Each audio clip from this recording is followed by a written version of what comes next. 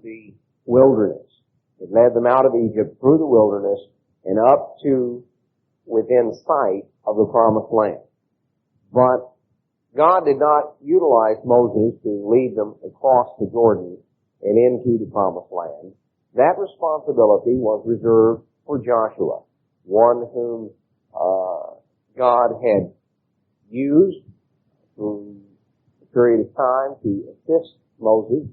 And now Joshua was being used to lead them into the promised land. Because now Israel was going to, having gone from 40 years in the wilderness, having gone from a period of wandering, they were now going to enter into God's rest. They were going to inherit the promises that God had made. And we're going to see that theme as we go through Joshua and later as we go through Judges, that concept of entering into God's rest. It is important to understand that because it is a concept that the Apostle Paul focused on in the New Testament in the book of Hebrews, chapters 3 and 4, and utilized that concept, that phrase that we find recurring in the book of Joshua. He used that in Hebrews 3 and 4 to refer to something that is yet to come. Now, after Moses had died, and the children of Israel had remained 30 days there, God spoke to Moses and he said, "Moses, my servant, is dead. Now arise and go over this Jordan, you and all the people, unto the land which I will give to them." And God reiterated to Joshua was to go forward as a conqueror. Israel was to enter in, they were to conquer, they were to overcome. Now, one of the things that becomes apparent,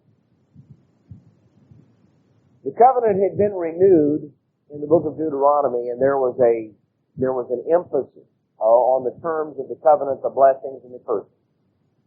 Throughout the book of Joshua, it is clearly shown that there is no limit to what the people of God can accomplish when they are faithful to the terms of the covenant and they're going forward as God leads.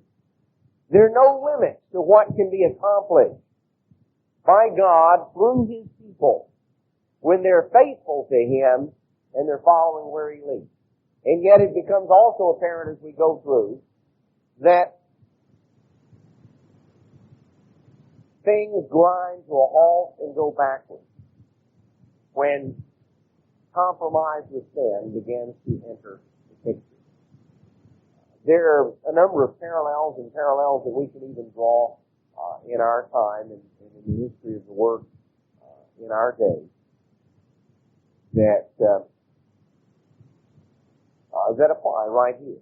Now, God told Joshua, notice the dimensions here in verse 4 of Joshua 1, from the wilderness and this Lebanon, unto the great river, the river Euphrates, all the land of the Hittites, and unto the great sea, the Mediterranean, towards the going down of the sun, shall be your coast.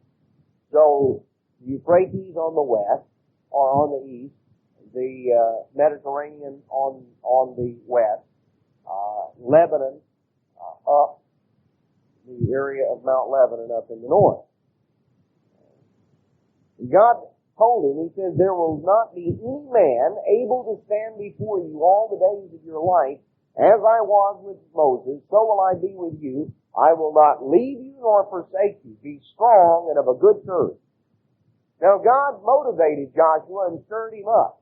Said, "I've got a job for you to do, but you've got to be strong and of a good courage.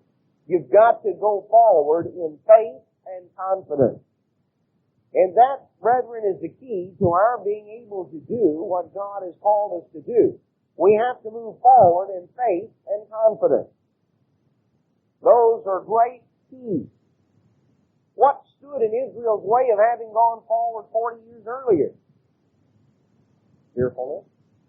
They were fearful and they were timid and they looked around and they saw the problems and they focused on the difficulties and they said, "Oh, woe is us." And they were scared to go where God led. It's made very apparent here. God chose a man that had a natural bent in terms of being courageous, of being a bold individual. And God magnified that characteristic because they were now to go forward under Joshua. They were admonished to be strong, to be courageous, over and over. Strength and courage are the keys to conquest. Strength and courage. Strength and courage. Over and over you find those mentioned. That's what Joshua was admonished on. Strength and courage. Well, doesn't it stand to reason that if we're going to conquer, if we're going to overcome in our life, that it's going to take strength and courage? What's the source of that strength and courage? Well, that was made apparent just a little bit later. In fact, if you will flip over in the book of Joshua, chapter 5, let's notice here the source of the strength and the courage. God wanted to make sure that Joshua was not simply dependent on human faith and courage, or strength and courage.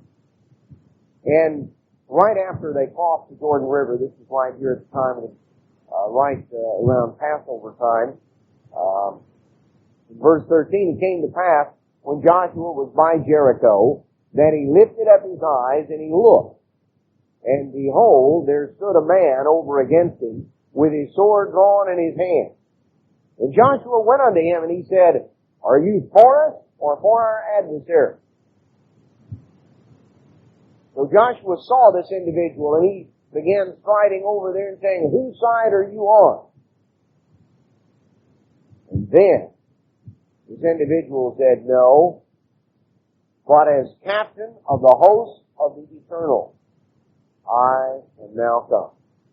And Joshua fell on his face to the earth and did worship. And said, What says my Lord unto his servant?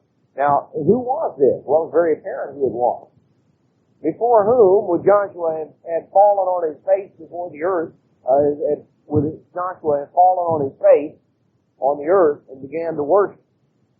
Now you read back in the book of Daniel and you read in the book of Revelation, when Daniel or John fell on their face before an angel, the angel said, Get up. I'm a servant of God just like you are. This individual didn't say, Get up. He said, Take your shoes off because the ground you're standing on is holy. Very apparent who this was. This is the one that became Jesus Christ. This is the very God of the Old Testament. He's manifested himself just as he had to Abraham sitting in the tent door on the plains of Mamre back in Genesis 18. Just as he had dealt with Moses. Now he manifested himself here to Joshua. He wanted Joshua to understand, look, you thought you were the captain of the Lord's host. But I want to introduce you to the one who's really the commander-in-chief. You thought you were, but I don't want you going in and launching the invasion with that misunderstanding. I don't want you to be under any illusion that you're the one in charge and you're leading the army. I'm the one in charge and I'm leading the army. I am the captain of the Lord's host. I am the commander-in-chief of the troops of God. You'd better take your shoes off because you're standing on holy ground. Joshua understood who this was. And this point is gotten across. This was the source of strength and courage. And this is our source of strength and courage. We're not going forward based on human strength and courage. There needs to be a boldness. There needs to be a confidence.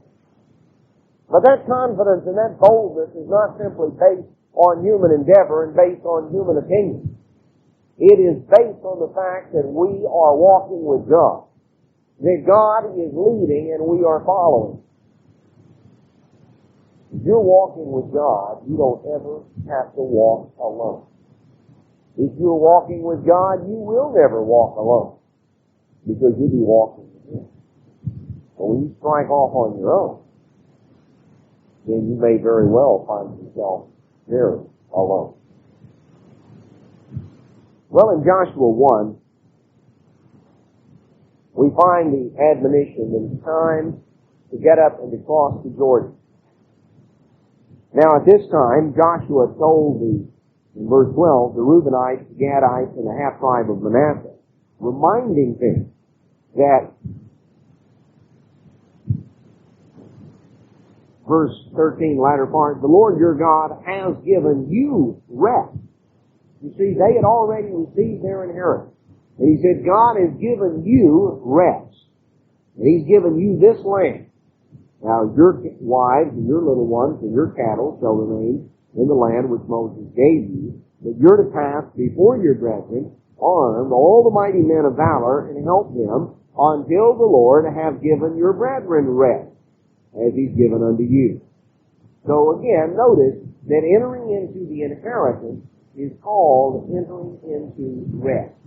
Because if you've been walking for 40 years and camping out in tents, when you get to the point that you can stop and stay put and live in a house, and you're not going to have to move again, then you will appreciate that rest. When you've been on the move for 40 years, and trying to get stopped, put down some roof, that is rest.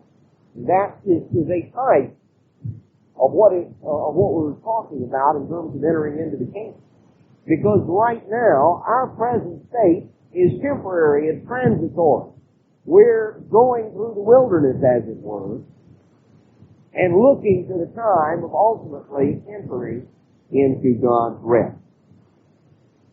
So, the Reubenites, the Gadites, and the half-tribe of Manasseh were to go before the others. Their men were to be in the vanguard of the troops, the invasion of Palestine. This was the agreement. They would inherit on the other side of the river. So, as we come on down here, and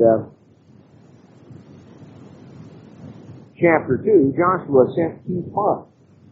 Now, 40 years earlier, they had sent 12 spies. Only 2 of them had told the truth. So evidently, he figured this time around there wasn't any point in sending the 2. No point in taking a chance on the fact that 10 of them would come back with the wrong story. Send 2 and be done with it. So, they picked out 2 very carefully. And these individuals were sent. And they came in, and they came to Jericho, and they came to a harlot's house, the house of Rahab the harlot. Now, the term here is a term that refers to an inn. Not that Rahab was not a literal harlot, but the inns in that day, the term harlot and innkeeper were synonymous. In fact, the same word sometimes translated both ways because the places were synonymous. That it was a matter that any of the inns that were there that were places where prostitution took place. In other words, that was something that simply offered as one of the extras of the inn. You desired to involve yourself in that. Well, this was a place that they could come to as strangers and not be noticed. So this was, it was a place where people, strangers in town would come. It was a place where people stayed as they were travelers. And so they came there to a place where they would not be noticed, and their presence would not be taken out of the way. This is what they thought. But in reality, they had been being watched. And the king of Jericho was told that there were 2 Israelites who come to search out the country. And he sent to Rahab and said, I want those 2 men. Well, when Rahab took the men and hid them, and she told the king's servant, well, they came here, but I don't know where they are. They left. They're gone. And I don't know where they are. You hurry up, get after them, you might catch them. In reality, it's not, of course, what had happened. He brought them up to the roof of the house, flat roof, and hid them there, and we thought the flat. And so she says the troops came off on a wild goose chase. And then she came there to the men. And notice what she said. I know that the Eternal has given you the land, and that your terror is fallen upon us, and that all the inhabitants of the land faint because of you. For we have heard how the Lord dried up the water of the Red Sea for you when you came out of Egypt. And we've heard what he did to the two kings of the Amorites. And as soon as we had heard these things, our hearts did melt. Neither did there remain any more courage in any man because of you. For the Lord your God, he is God in heaven above and in earth beneath. Now therefore I pray you, swear unto me by the Lord, since I have showed you kindness, that you will also show kindness unto my father's house. So notice here the example of faith that she had. Now what she knew was common knowledge in Jericho. And that was the fact that when Israel came out of Egypt, the Red Sea dried up and let the path dry up. Some of the miracles of the wandering, including the destruction of the two kings of the Amorites, was widely known. Now, the difference, Rahab did not know anything that everyone else in Jericho didn't know. What was different about Rahab was her response to her not seeing knowledge. The others in Jericho said, what we'd better do is really fasten the gates, and Lord, we'll be prepared for those days. Rahab said, what she learned out of hearing these things was that the God the Israelites worshipped was the true God. He was God in heaven above and God in earth beneath. And so she understood that, and her response was, I know that God has given you this land. And I'm not disputing that God is in charge and he can give you anything you want. The only thing I'm asking you to do is to show mercy to me and to my family.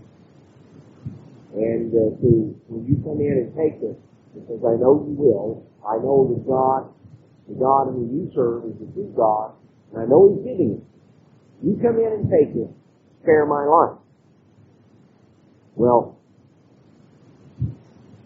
we're not given a lot of the rest of the details of the story, but it is very apparent that Rahab went on to completely repent and be changed in terms of her lifestyle and everything about her, because she, at a later time, actually married one of the spies here. In fact, you want to find out which one, turn back to Matthew.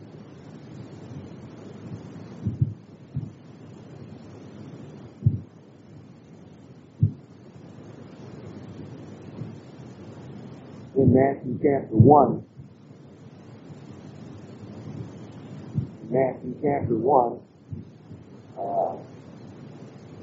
in verse 4, talks about that Aram begat Minadab, and Minadab begat Nation. And if you look back at Numbers 1, we had beginning, a survey on Numbers. It lists the census, beginning of the book of Numbers. It lists the camps for each tribe. You will notice in Numbers there that Nation, the son of Aminadab, is the prince, the tribe of Judah. Nation, the son of Aminadab, was the leader of the tribe of Judah when they came out of Egypt. Now notice here, Aminadab begat Nation. Nation begat Salmon. And Salmon begat Boaz of Rachel. So, Boaz, of course, is the one who later married Ruth. And begat Obed, who begat Jesse, who begat David. So, we're looking here at the royal line, the line of the Messiah. It is interesting that Rahab is one of only 4 women who are mentioned in the account in Matthew 1 in Galilee. The 4 are Tamar, Rahab, Ruth, and Baptist. And the only 4 who is specifically singled out and mentioned here in Matthew's account. It's a different story of why those 4 singled out. We'll comment on that at a later time. Now, they told Rahab that they would do what she said, and they went back into the land, crossed back to Jordan, and came back into Joshua. Now, in chapter 3, John seen time to cross the Jordan. And God told Joshua in Joshua 3:7, "This day will I begin to magnify you in the sight of all Israel, that they may know that as I was with Moses, so I will be with you." Now, God wanted to make it apparent to the Israelites that He was using Joshua in the same way He used Moses. And so God magnified Joshua and made it apparent that just as He had dried up the Red Sea to bring Israel across under Moses, it was not necessary to dry it up to bring them across the Jordan as it had been across the Red Sea. But it was necessary from God's standpoint that He wanted them to realize that He was working through Joshua in the same way. And so now they brought the ark near to the brink of the river, and when the priest's foot touched the water began to part, and the water had stopped, and the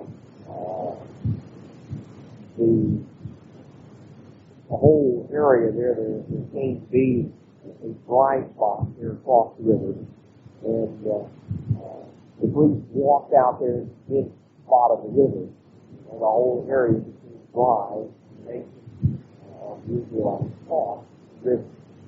And when everyone was clean passed over the Jordan, Joshua told them to take 12 men, one from every tribe, and to go through and pick up rocks, pick up 12 stones. And they took 12 stones out of the river, and they piled them up in a pile right out there where Israel came up, as a reminder, as a witness to the fact that that at one time the river had been parted, so that they took these stones and they piled them up, and they also set up. They took 12 stones out of the Jordan, and they piled them up there at Gilgal where they crossed over. And then they took 12 stones, and they took out to the dry spot in the river where the priests had been standing, and they piled those up. And it was to be there as a reminder. How did these stones get here? What's this pile of rocks mean? That was a question that would be asked generation to generation. And it was to be there as a witness, a reminder of the time when God divided the river. So, God magnified Joshua in sight of all Israel, and they feared him as they feared Moses all the days of his life. Now this occurred in verse 19, on the 10th day of the first month, and they encamped there in Gilgal on the east border of Jericho. And 12 stones they took out of Jordan, they set up a pile in Gilgal. And now, if the people had been scared before, notice now in chapter 5, verse 1, the kings of the Amorites that were on the side of the Jordan westward, and all the kings of the Canaanites which were by the sea, heard the Lord had dried up the waters of Jordan from before the children of Israel until they were passed over, their heart melted. Neither was there a spirit in them anymore because of the children of Israel. Boy, you talk about taking the fight out of them. It just kind of all melted out. And that was something that was a tremendous event. Now, at the time, God instructed Joshua at this time that the men were to be circumcised. Evidently, for whatever reason, the generation in the wilderness, the children born during the time in the wilderness, had not been circumcised. And so, very great and sharp flint knives were made, what were utilized because it was the most efficient instrument. And all the Israelite men were circumcised right after they passed over Jordan, 2 days before Passover. Now, understand something here. We talk about stepping out on faith. Here they are invading enemy territory. They cross the river and come into enemy territory, and the first thing they do is they circumcise all the coast. Any general is going to know that that's not, he's not going to circumcise his whole army for it. The day after the landing in enemy territory, he crosses over the river and he's in enemy territory, and so the first thing he does is circumcise all the coast. Don't you know they're going to be in fighting strength today? They weren't fighting strength today. Now they camped there at Gilgal, and they kept the Passover on the 14th day of the month at evening in the plains of Jericho. They did eat here. I'm going to read this from the Jewish translation because it gives the sense of it. They did eat of the produce of the land on the morrow after the Passover, unleavened cakes and parched corn in the self-same day. And the manna ceased on the morrow after they had eaten of the produce of the land. Neither had the children of Israel manna any more, but they did eat the fruit of the land of Canaan that year. Now, the statement is made here in the commentary, on the produce of the land. Since the manna ceased to fall, this is represented the new harvest. The Israelites first having brought the wave offering of the seed, Gomer, in accordance with Leviticus 23:10-14. The morrow after the Passover year being identical with the morrow after the Sabbath day. Now, there's a point to understand here, because there's sometimes there's always a technical question that sometimes comes up on the counting of Pentecost. It's good that you know this here, so you know on what basis the decision is made. Normally, during the days of unleavened bread, the days of unleavened bread always last 7 days. So if you anything last 7 days, you have one of every day of the week represented, right? That must be simple. Okay. But there's a problem, though, that sometimes comes up. And that is the fact that even though it's 7 days and all 7 days of the week are represented, there's 2 days of unleavened bread. The days of unleavened bread might begin at this time. What if? It is mentioned here that what is Passover? The first holy day occurs on a Sunday. Well, then there is a question when it comes to count Pentecost. We're told in Leviticus 23 that we're to count from the morrow after the Sabbath, the days of the alternate days, we count 7 days. All right? Which day has to come during the days of unleavened bread? The Sabbath or tomorrow after the Sabbath? You see, normally these days of unleavened bread, there is a Saturday followed by a Sunday that comes somewhere during the middle of it. But if the days of unleavened bread start with a Sunday, then the Saturday that preceded that Sunday is not a part of the days of unleavened bread. And the days of unleavened bread, if they start with a Sunday, they end with a Saturday. Now that's the Saturday that's part of the days of unleavened bread, but the Sunday that follows it isn't a part of the days of unleavened bread. So then the Saturday and the Sunday are at different ends of the week of the days of unleavened bread. Which is crucial? Where would the wage sheet be? Is it the Sabbath that has to be during the days of unleavened bread, and the Sunday after it then would be outside and you count there? Or is it Sunday that has to be during the days of unleavened bread, the wage sheet, and the Saturday prior to that day? Well, this settles right here, because it's very apparent they began to eat of the pot on the first holy day of unleavened bread. They ate unleavened cake. The first holy day of unleavened bread. They ate of the produce of the land on the morrow after the Passover. It was the first holy day of unleavened bread. Now, according to Leviticus 23, they could not eat of the produce of the land until the wage sheet had been offered. So what does that prove? That proves that the wage sheet was offered on the first holy day of unleavened bread. Because that's when they started eating the produce, they couldn't eat of it until it had been offered. So the wage sheet had to have been offered then on that first holy day, which shows that first holy day it had to have been the days of unleavened bread that year. I had to have fallen where the first holy day was.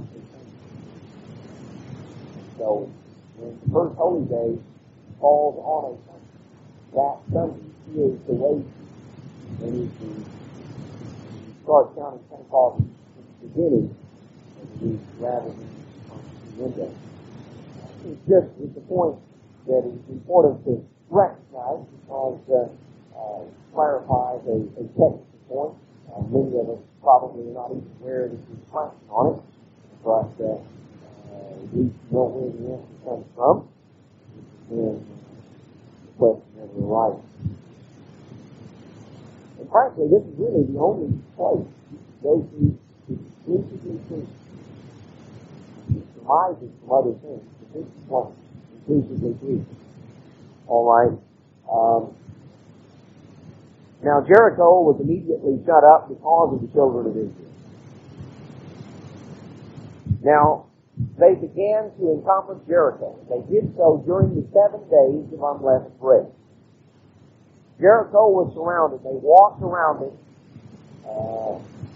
each day of the days of unleavened bread. And finally got to the 7th day. They walked around it 7 times, blew trumpets, people shouted, walls and come with that. Now, God wanted them to realize as they began their conflict the fact that He was giving them the land. That God was performing a miracle.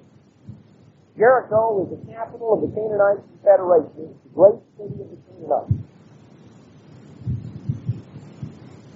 So here we find there's a lot of analogies that can be drawn in terms of what is symbolized here, but the walls came down. And Joshua at this time instructed the people that in accordance with what God had told them, that they were to take no point. No one was to have or derive from the conquest of Jericho. But the children of Israel, chapter 7, committed a trespass to this first thing, for Achan. Here was someone who decided that all of his stuff was too good to be let go. So he would steal some of it. Now everything there had been ordered to either be destroyed or dedicated to the service of God. Achan decided that he would take some of these things. And so he grabbed some money and some garments and various things, and he came. Now in the meantime, they sent men from Jericho to Ai, which is a little ways away from Jericho. Ai was a very small area. And here they had just gone into Jericho and the whole walls had come tumbling down. The whole city had collapsed. He looked up here to the town down the way and he said, "Well, this is not going to be at all. We take about 3,000 people and we just go up there and we just wipe out." They were a couple of problems. One, they were trusting in themselves. They said, "Man, look at what we did in Jericho. Boy, we took care of that. Sure won't take very many of us to take care of this little thing. We'll just go in and clean it out." The other problem was that God's instructions about Jericho hadn't been followed. Even someone had stolen things God had stolen, not touched. So what it amounted to was they came up.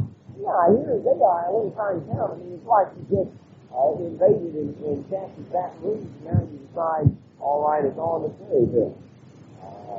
You're going to come down here and because that's almost a comparison between Jericho and Ai. It's kind of like between Baton Rouge and Perryville. If you've taken Baton Rouge, well, what's Perryville? Well, they found out. They came down here and attacked Ai, and first thing they knew, all the men came roaring out and scared the whips out of them. Here they stuck tail and ran and came back. And oh, woe is us. The hearts of the people melted and became as water. All of a sudden they found out they were not nearly big and strong and courageous as what they thought. They were really feeling pretty tough after Jericho's conquered. Of course, what they needed to understand was they hadn't conquered it, God. Now, everybody was upset and couldn't understand why God would allow something like this to happen. God told Joshua, "Israel has sinned. And you're going to have to root this out. There is a major problem. And it's going to have to be rooted out because I'm not going to bless my work when there's corruption and sin."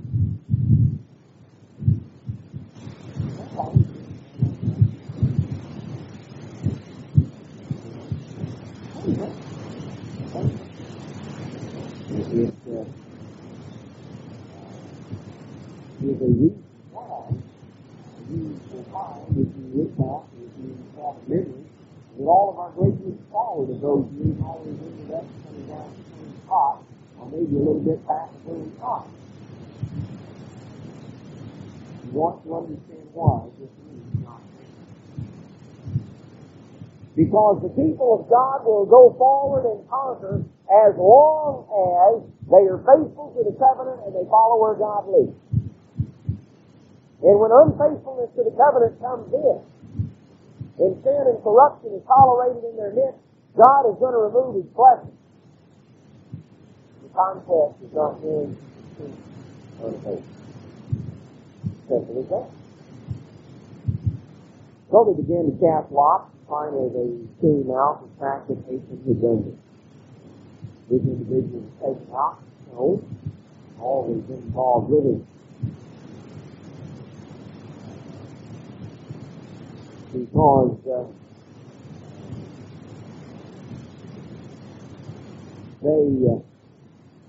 there was a lesson that needed to be understood.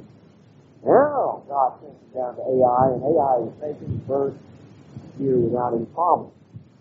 He was made a heap forever. God gave him.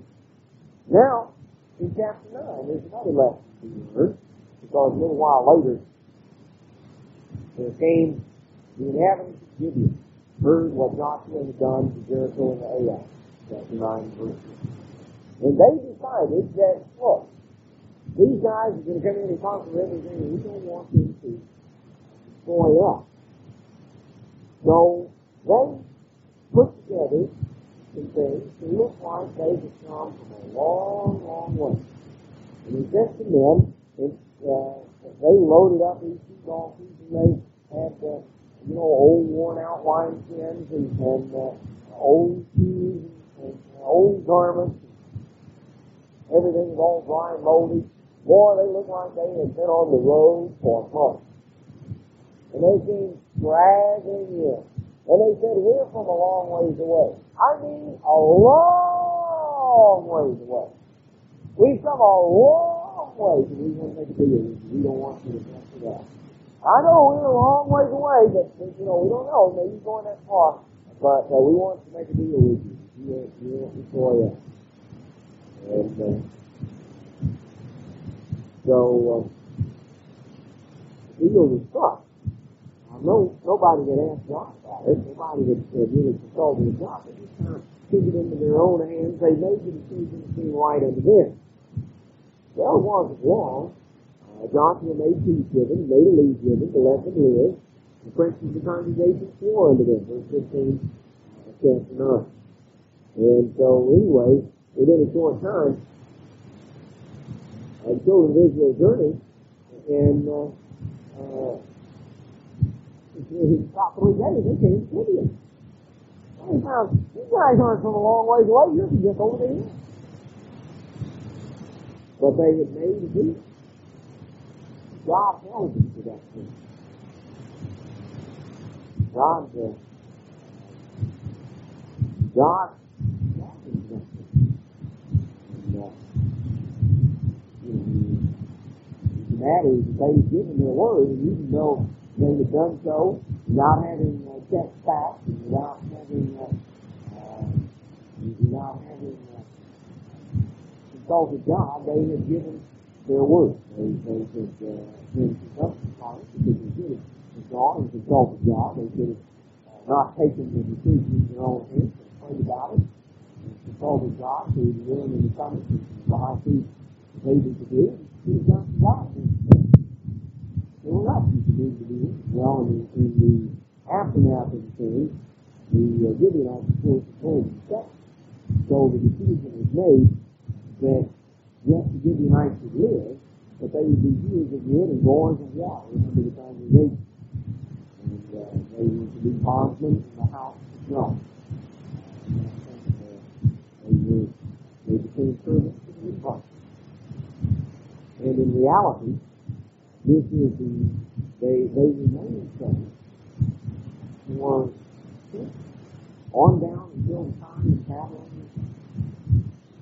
And the time of Nebuchadnezzar's invasion of Jerusalem, the time of the Babylonian captive, these servants of the Levites, the Gibeonites, were scattered and went down south, and some of the Jews west down toward Egypt, and migrating on to Ethiopia. And these people that have been known in modern times, the black Jews region.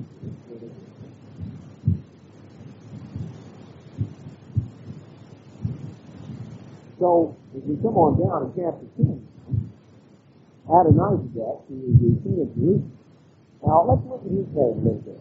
You remember we read earlier about Melchizedek, the king of Salem. Melchizedek means king of righteousness.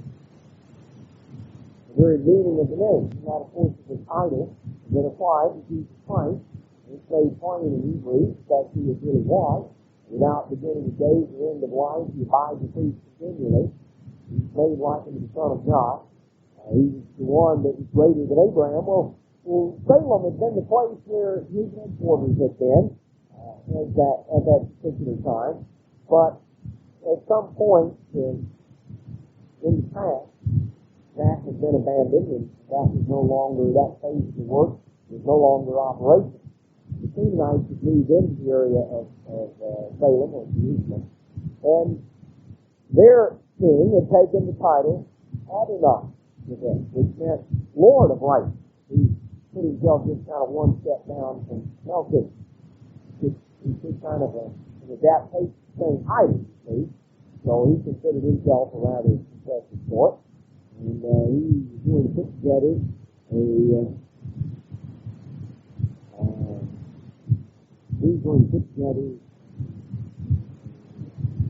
alliance to destroy the Gibeonites. Because the Gibeonites had made peace with Israel.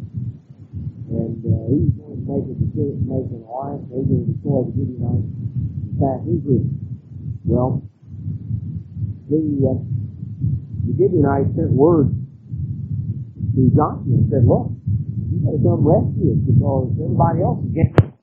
And in verse 12, Joshua spoke to the Lord in the day when the Lord delivered up the Amorites and said, sun, stand still upon Gibeon and moon in the valley of Ashalon. And the sun stood still and the moon stayed until the people had avenged themselves upon their enemies.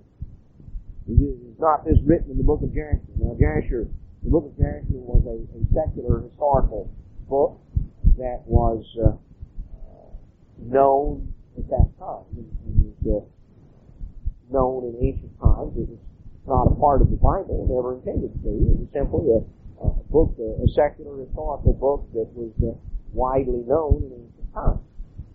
Just as today, we might quote from some authoritative source and say, you know, this is substantiated in Encyclopedia Britannica, this is substantiated in this source or that source. If we make a startling statement to quote some other source that is widely known and recognized that people can go and check it out. That's all this is. And notice here. Here is one of the most impressive miracles that you ever read of in the entirety of Scripture. And it comes just a matter of weeks after Israel was put to flight before the little handful of people failed. Notice the difference. When Israel is faithful to the covenant and they are following where God leads and they are going forward in faithfulness, there is no limit to what God will do to fight His people's battle. When God's people are faithful to Him and they're doing what He says, there's no limit to what God will do to fight their battle. But when sin and compromise begins to enter in, it begins to eat away at the very fabric of our relationship with God, and God's blessing is removed. And from the greatest of heights, we come down to the lowest of depths, and we find that not only can we not achieve the great, we can't even achieve the little. It's an important principle. It's a principle that needs to be reiterated to God's people over and over and over and over. Not by might or by power, but by my Spirit, says the Lord. Anytime we, as the people of God, think that we're going to go forward on our own strength and our own power, and we're going to do it, we're setting ourselves up for failure. Unless the Lord shall build the house, the weary builders toil in vain.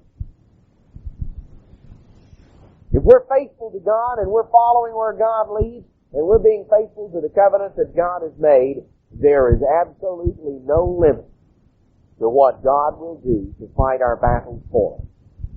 And there is nothing and no one of whom we must be afraid if we are walking with God and following where He leads.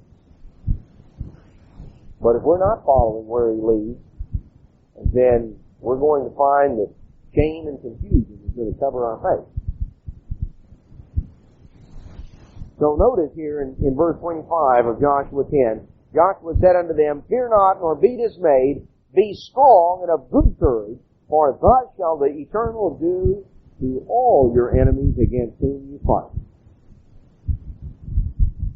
So here you have this tremendous conquest that took place. And God gave the victory. In verse 40 of chapter 10, Joshua smote all the country of the hills of the south and of the vale and of the springs and all their kings and left nothing remaining. He utterly destroyed all the breeds as the Lord God of Israel commanded. He smote them from Kadesh Barnea even unto Gaza and unto all the country of Goshen even unto Gibeon. All these kings and their land did Joshua take at one time because the eternal God of Israel fought for Israel. Joshua returned and all Israel with him into the camp to Gilgal. And so here was one final confederation of Canaanites that then sought to make power And it goes through and it describes how Joshua came against Jabin and the Canaanites, and these were all overcome. In verse 23, so Joshua took the whole land according to all that the Lord had said unto Moses, and Joshua gave it for an inheritance unto Israel according to their divisions by their tribes, and the land rested from war. They entered into rest. Now it begins in chapter 12 to detail some of the kings that had been taken place and that had been conquered. And it goes through and details, kind of goes back and picks up the story and gives various details. Now Joshua in chapter 13 was old, he was stricken in years. God said, reminded him of that, and there remains yet very much land to be possessed. And it goes through and it describes all of this. And they were to begin to divide the land. And so it goes through and begins to give tribal borders that were specified out in the various cities. And chapter 14 continues on that these are the countries which the children of Israel inherited in the land of Canaan, which Eleazar the priest and Joshua the son of Nun, the heads of the fathers of the tribes of Israel, distributed for inheritance. Now notice when this distribution took place. How long did it take them? How long did it take them to divide the land? Well, this is answered right here in chapter 14. Notice here in verse 6 of chapter 14. The children of Judah came unto Joshua in Gilgal, and Caleb. You remember Caleb? He was the other faithful spy along with Joshua. He came and he said unto Joshua, you know the thing that the Lord said unto Moses, the man of God, concerning me and you in Kadesh Barnea. 40 years old was I when Moses, the servant of the Lord, sent me from Kadesh Barnea to spy out the land. And I brought him word again as it was in my heart. Nevertheless, my brethren that went up with me made the heart of the people melt, but I wholly followed the Lord my God. And Moses swore on that day, saying, surely the land whereon your feet have trodden shall be your inheritance, your children forever. Now therefore, verse 10, the Lord has kept me alive, as he said, these 45 years, even since the Lord spoke this word unto Moses, while the children of Israel wandered in the wilderness. And I am this day 85 years old. And I'm as strong as the day I was when I went out. Now, Caleb is 85 at the time of the division of the land. How old had he been at the time when he first went in to spy out the land? 40. So 45 years had passed since the spying out of the land. From the spying of the land to the division of the land was 45 years. How long from the Exodus until the spying of the land? 1 year. Remember when you go back to Exodus, that a year elapsed from the time they made the Exodus until they sent the spies in to check out the land. So 45 years elapsed since the spies entered in, 46 years since the Exodus. They wandered in the wilderness from the Exodus until the entrance into the land for 40 years. So what does that mean? Well, it means that it took them 40 years to get from Egypt to the Promised Land, and it took them 6 years to subdue the land. So now they were ready to enter into rest during what would have clearly been the first sabbatical. They were ready to enter into rest the 7th year. Isn't that the logical time that God would have done it?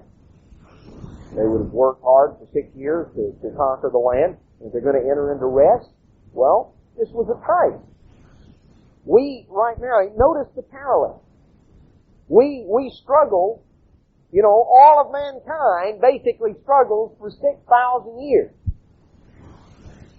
to finally enter into rest in the 7th 1,000-year period. That's when all mankind is ultimately going to have the opportunity of entering into God's rest. We're reminded of that every day. 6 days, God gave man to work, 7 to the earth for himself.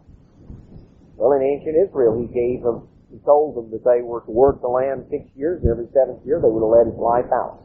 And He would bless them with extra crops, and they saved up from the previous year, and eat of the old produce for the 7th year. They had extra. To let the land lie fallow on the 7th year. And there were debts that were to be released at the end of the 7th year. Private debt. So, it was a principle of fresh start. Of entering into rest.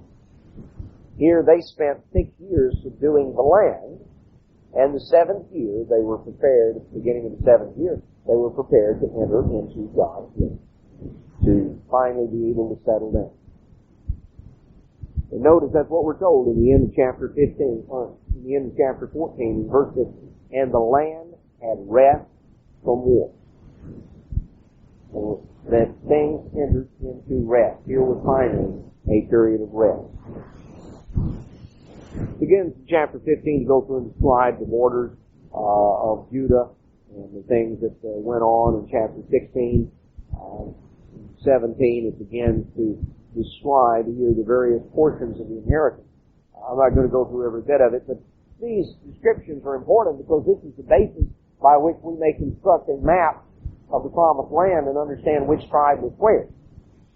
It goes on through here in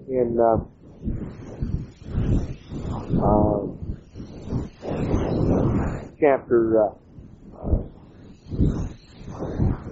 15, 16, 17, 18, 19, they cast lots for the rest of the inheritance.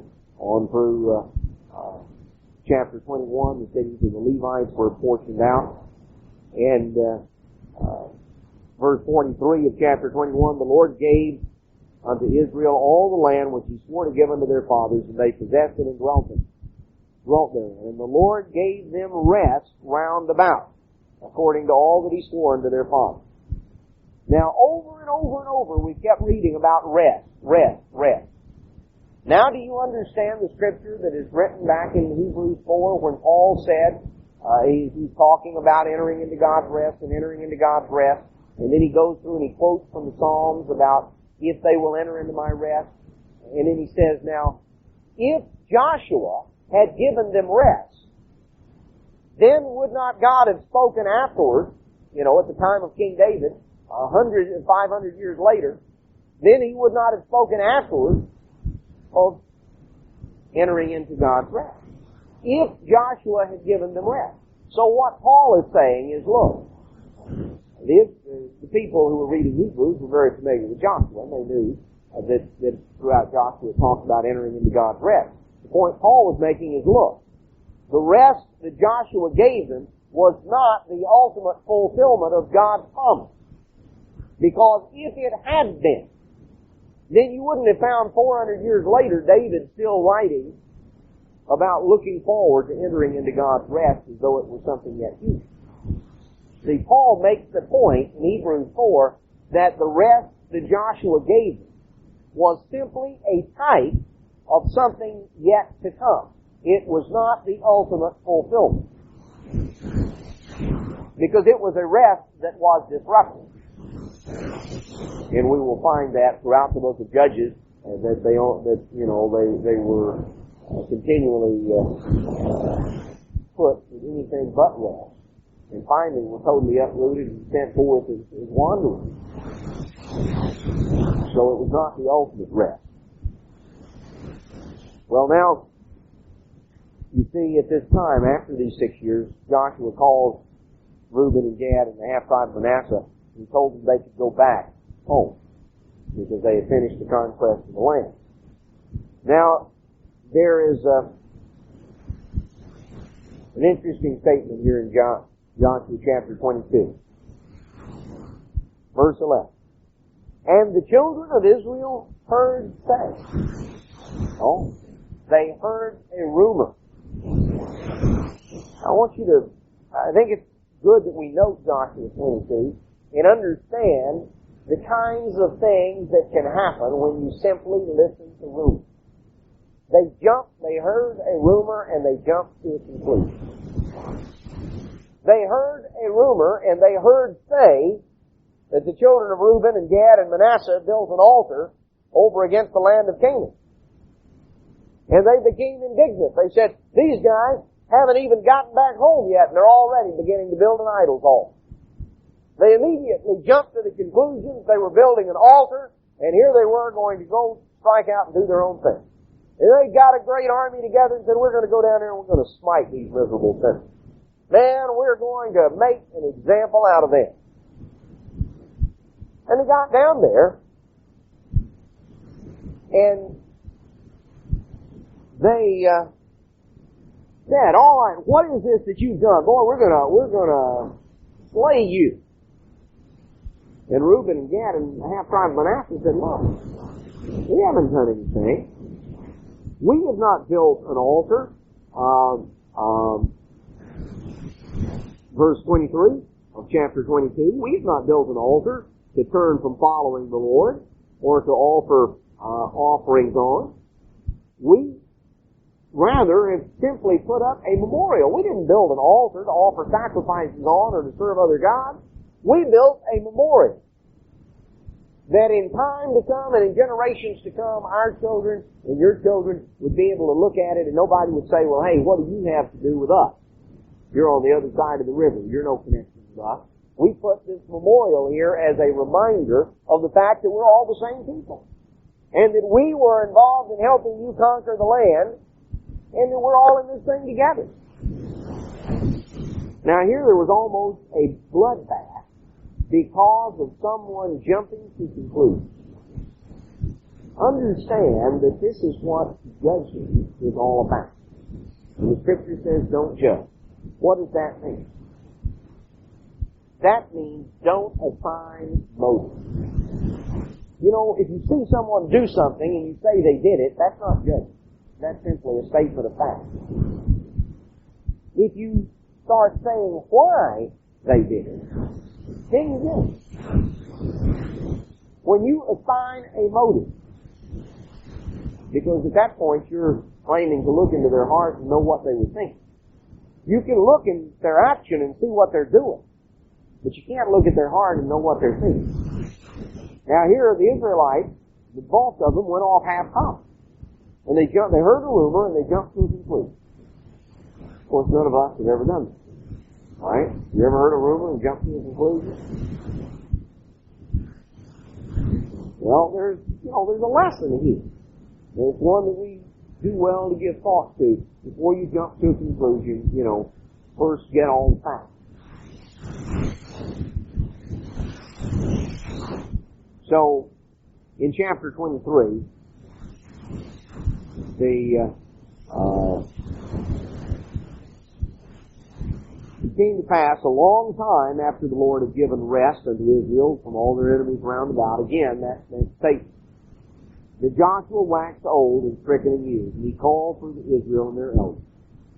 And he told them, he admonished them in verse 6, to be strong, be very courageous, to keep and to do all that is written in the book of the law of Moses. Don't turn aside to the right or to the left. Don't deviate at all. Because, again, here this emphasis is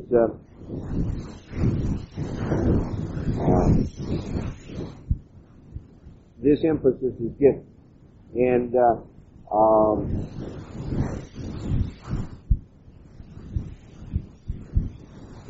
we find here that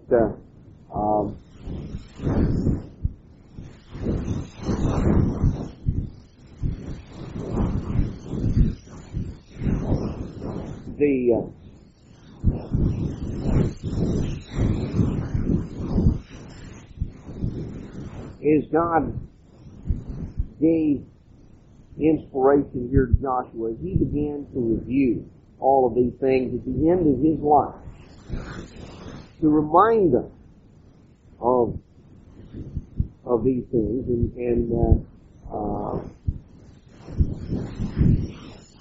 Joshua gathered, in chapter 24, he gathered all the tribes of Israel to Shechem. And he called for the elders and for all of them to come there. And these things were established there in Shechem, which is Joshua's headquarters. And he begins to go back and recount how that God had brought them out from all of the idolatry of the past, and how their forefathers, their ancestors, which dwelt on the other side of the flood, it says in the King James, that simply is a phrase that means the river. It refers to the Euphrates. It's the family of Abraham, who previously had dwelt on the other side of the Euphrates. There was a time when Terah and the others had served other gods. Abraham had been brought from the other side of the Euphrates and led throughout all the land of Canaan. And Joshua kind of goes through and recounts the history and how that they had been brought in and God had given them the victory. In verse 13 of chapter 24, I've given you a land for which you did not labor, and cities which you built not, and you dwell in. The vineyards and the olive yards which you planted not do you eat. Now therefore fear the Eternal and serve Him in sincerity and in truth, and put away the gods which your fathers served on the other side of the Euphrates and in Egypt, and serve the Eternal. And choose whom you're going to serve, but as for me and my house, we will serve the Eternal. And so, of course, people said, oh, we're going to serve Him too. Well, Joshua told them in verse 19, you can't serve the Lord because He's a holy God. He's a jealous God. And He's not going to overlook things you're going to do. You forsake Him, and you're going to be punished. The people said, no, we're going to serve Him. We're going to serve Him. And Joshua said, your witness is against yourself, and you've chosen the Eternal to serve Him. Now put away the strange gods which are among you. See, here they were paying lip service to serving God, and at the same time Joshua knew there were things going on in Canaan there. He said, if you're really going to serve God, then put away the strange God you've got with you. People were quick to agree and slow to act. Joshua made a covenant with him. In verse 26, he wrote these words in the book of the law of God, and he took a great stone, set it up under an oak, which was by the sanctuary of the Lord. And he said unto the people, this stone shall be a witness unto us, for it has heard all the words of the Lord which He spoke unto us. And it shall be therefore a witness unto you, lest you deny your God. Now, as we go through here, Joshua is coming to the end of his life. And he is giving an admonition to the people. What is the tendency of human nature? It's rare for a lesson to last more than a generation. You know, that's why you find, even in economics, basically a 50-year cycle.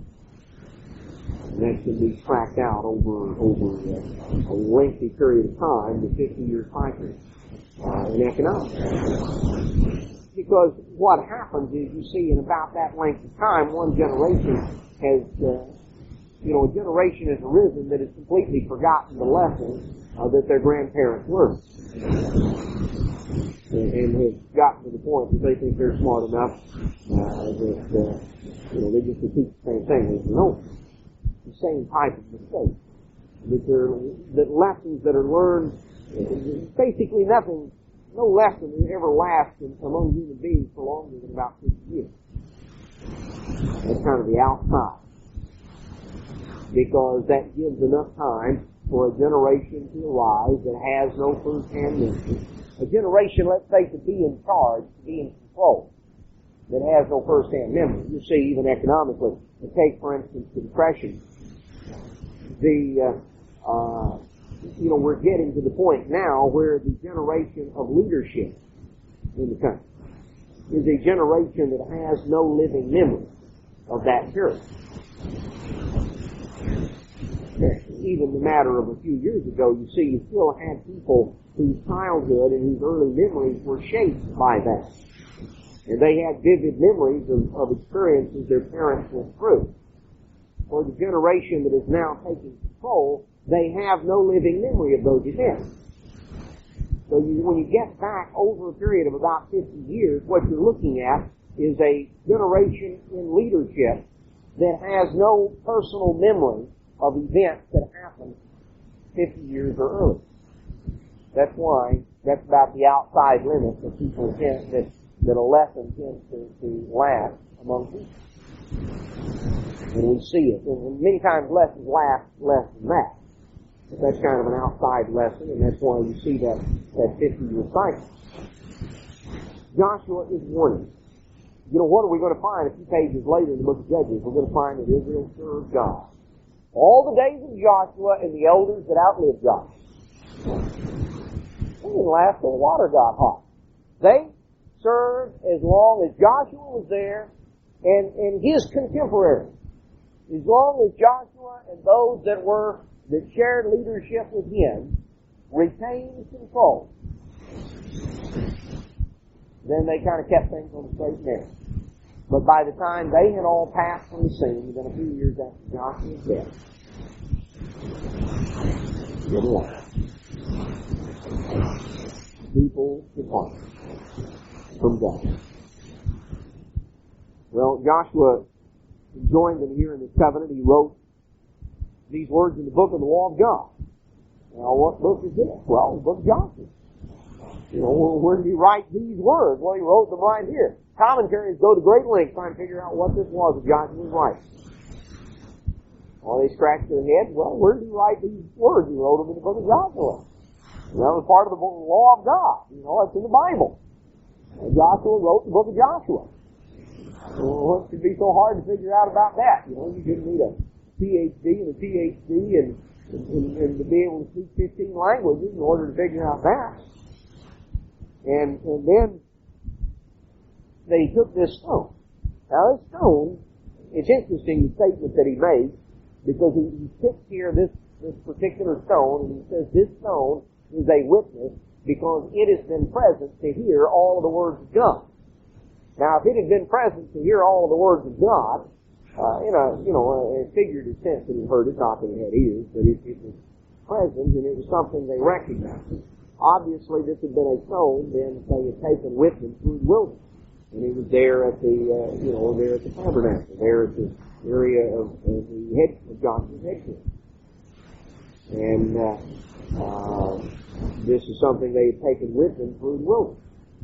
Very likely it was the stone that was Jacob's cornerstone. That had been that sign of the covenant that God had made, that Jacob had taken into Egypt when he had gone down there, and that the Israelites had brought back out. And now it was stood up here, and it was pointed out and said, look, this rock has followed us all the way through, and it has in that sense heard the words that God has spoken, and it's here as a witness, as a reminder. So after these things, Joshua the servant of God died, being 110 years old. And Israel served the Eternal all the days of Joshua and all the days of the elders that outlived Joshua, which had known all the works of the Lord which he had done. And that's as long as they lasted. Over and over and over, we find that lesson. The lesson of history is that people repeat the same mistakes over and over. Brethren, it's important that we learn in our own lives. These things are written for our admonition. If we don't learn the lessons as given here, we have gone through parallels in God's work today, and we shall go through parallels. Because human nature remains the same from generation to generation. God inspired these accounts to be written down, in part, Paul says, for our admonition, so that we can look and see what has happened to the people of God. What difficulties did the people of God encounter? How did they handle them, and what were the results? how should they have handled it? You know, if we study these things from this standpoint, then when we find ourselves in a similar situation, we will know how it is that we ought to act. If we don't learn from the history that God has inspired to be recorded in this book, and if we don't learn from the history of this work in this modern era that we have already been through, then we are just doomed and destined to repeat some of the same mistakes. It's important that we understand the fact that human nature, people keep falling for the devil really doesn't have to get very original.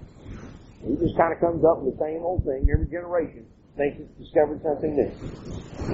I'll get a couple of the deacons to come up and ask our questions for that.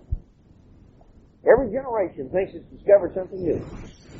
And all they've discovered is the same old thing that's been around and around. And it's important for us that as we go over these things and from time to time I draw parallels of some of these events to things that we have gone through in this era, in this age of God's Word. Well, the thing we have to realize, some of the things that to some of us seem as though they were yesterday are in reality, 15, 16 years ago. The events of 1972 are 16 years ago. What, of course, happens is that a generation arises that has no memory of the lessons that have been learned from the Scripture. And if we don't remain heedful of those lessons, if we don't remain heedful of the lessons of Scripture that God inspired to be recorded, we will find ourselves becoming entangled in some of the very things that God warned us.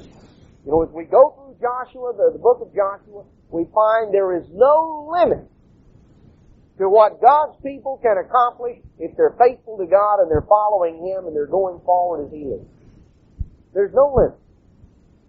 But we also find that when they began to allow sin to thrive in their midst, when they began to allow a spirit of compromise with what God said, that God will remove His blessing, and that without His blessing we can do nothing.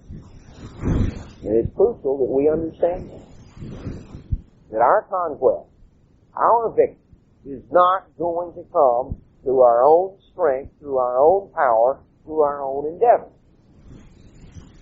The victory that God offers us is a victory that He will give. And it's a victory that will be won through His power. Well, there's a lot in the book of Joshua, and hopefully in this survey this evening, we have a little bit of an overview of it. We will focus in on the book of Judges next time and have an opportunity to, again, get a little bit of an overview. I have a chart to pass out on Judges that will perhaps be of help to you. It is a chart that charts all of the judges and gives you kind of a chronology of the book of Judges, because there are a lot of names, places, and things that are mentioned in there. So perhaps that will be of benefit to you at that time. With that, we will be concluded this evening, and I look forward to seeing you on the Sabbath. Good night.